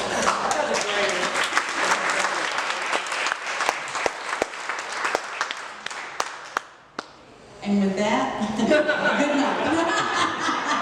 No, he knows I tweet, so he knows. He knows. Anyways. So anyway, y'all, thank you so much for allowing me to come. Thank you for what you're doing. I think if we all stay in the fight and do what we need to do, we'll take Texas back. I really believe that.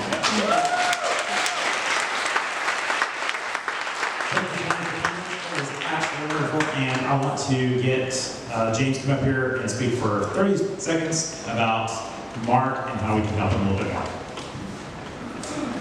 James Cooper. Oh, there you go. We're not yet, guys. No, we're not. As a matter of fact, we're kind of like little oddballs, brothers.